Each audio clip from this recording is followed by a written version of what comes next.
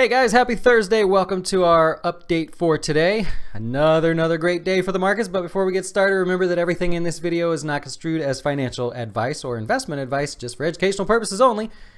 So be sure if you're watching any of our other videos, anything that you're hearing about today, of course, not investment advice. I have to say that. Thanks for listening. Let's move on. The Dow was up 200 points today, the S&P up 19, and the Nasdaq up 58. Here's what's going to happen. You're going to go home, you're going to watch TV today. They're going to say, the Dow was up 200 points back to record highs thanks to Boeing. Well, that makes it seem like the whole market was higher thanks to Boeing, and that's not really what happened. Boeing certainly did well. I'll show you the charts over here.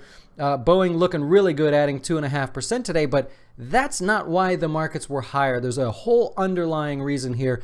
I'm going to teach you today why the markets were higher, and I'm not going to ask anything in return. Here we go. First up, oil stocks, energy stocks. They were your leaders today. They were the best performers. Energy, oil service stocks, oil exploration companies, led by some companies like Chesapeake. That was your best performer, I believe, in the S&P today. Not overall, obviously. You can see on the charts not doing too well, but that was one of the better performers. Apache, very popular one there. And then Anadarko, I think that's APC. Yep. They did well also. Those were your top performers in the S&P. Now, here's the thing. When you look at the oil space, you go, I get it. Oil's been higher. Everything's been looking good here. If you're an oil fan, crude oil and Brent hit, or light sweet crude and Brent hit 3-year highs today. So highest prices in 3 years. But here's the thing. When we look at the S&P 500, and that's what I always focus on because that's 500 stocks. The Dow 30 is 30 stocks, which can be highly influenced, as you see today, by Boeing. So when we look at the energy sector, what we want to know is how much of the S&P 500 is the energy sector? Like what percentage of the S&P 500 is made up of energy and oil stocks? Well, the answer is 6%. Doesn't sound like a lot, but when those have a great day, that certainly helps support the market. But this was a great day in the markets. Everything was really good. It can't all be because of oil and energy. That's only 6%. So we got to dig a little bit deeper. When we dig a little bit deeper, we start looking at the consumer discretionary stocks. They have been killing it. I believe one of the ETFs is XLY. I want to just show you the sector real quick. Yeah, consumer discretionary up 1.5% today. Absolutely killing it, as you can see on the chart. Now you can see it. Why is that? Tax reform. More money in your pocket means you're very likely going to go spend it on crap and not invest it for retirement, which, by the way, if you want to invest for retirement, be sure to check out jazzwealth.com. I'm getting good at these plugs. Here's the thing. So now we have consumer discretionary. What are consumer discretionary stocks? In really simple layman's terms, it's things you don't need, but you spend money on.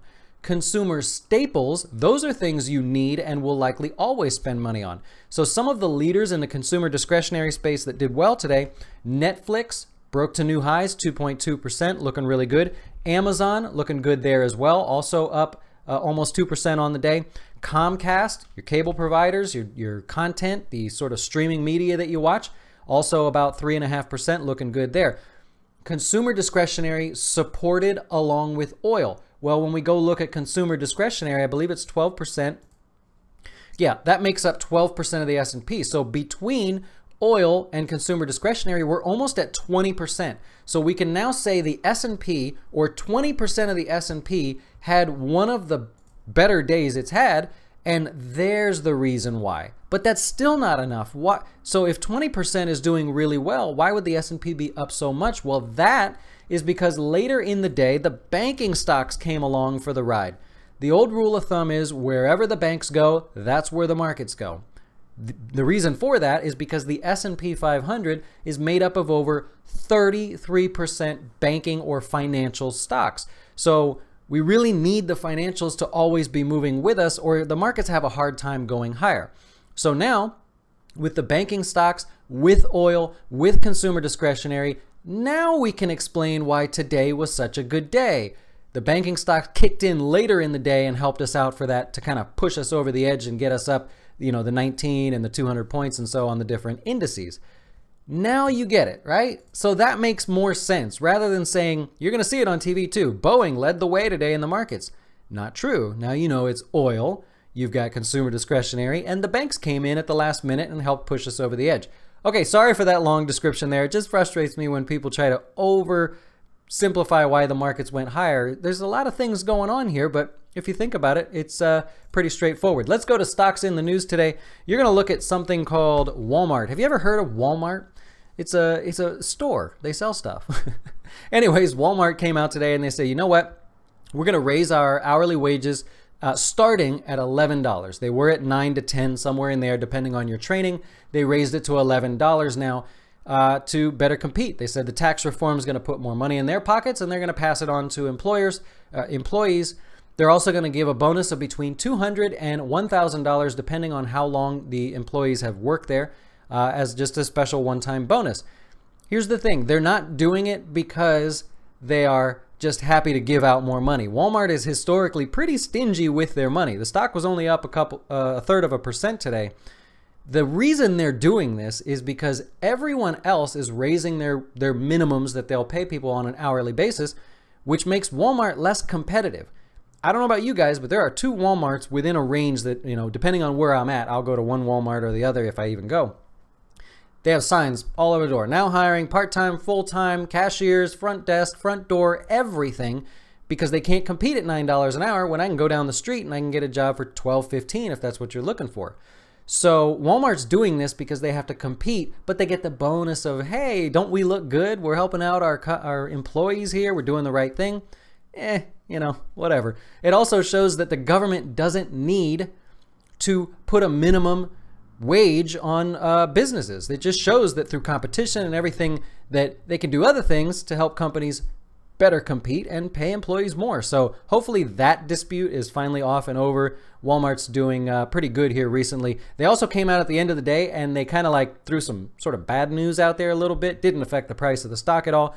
They are closing 10% of all of their Sam's Club stores. And they're going to take some of those stores and they're going to actually make them fulfillment centers for their e-commerce. So one more step there. They are giving up some of their Sam's Club, but they think they can make up the difference by making those distribution centers and more competing with Amazon. Right now, Walmart is Amazon's biggest competitor, and they're not taking this laying down. They are actively buying companies. Jet.com was a great acquisition, was huge for them. So, you know, it's not just Amazon out there anymore.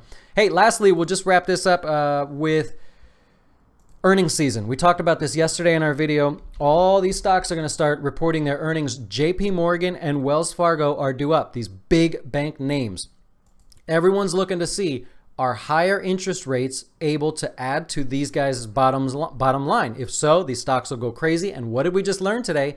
That financial stocks make up 33% of the S&P 500. So you've got Wells Fargo, you've got JP Morgan. If they end up saying they did really well, their earnings come in better than expected or even as expected, expect to see these stocks probably, you know, benefit from that, which could further fuel the rally because of the influence they have on the S&P 500. Okay, did I cover everything? Do you have a headache? Did you learn enough? If so, if you learned something, put it down in the comments. If I made a mistake, I do that. I'm sorry. When you guys rag on me for making a mistake, I usually own up to it unless I don't feel like I made a mistake. But if you learned something, leave a comment down below. If you are, first of all, thank you so much for those of you that are opening accounts here at Jazz Wealth. So humbling that I talk to you guys online and then you guys call or you go online and you talk to me. Overwhelmed, really. So thank you very much for that. If you're considering retirement account service, you need help with the investing, please check us out, jazzwealth.com. That'll be enough for today. I will see you guys tomorrow to wrap up the week.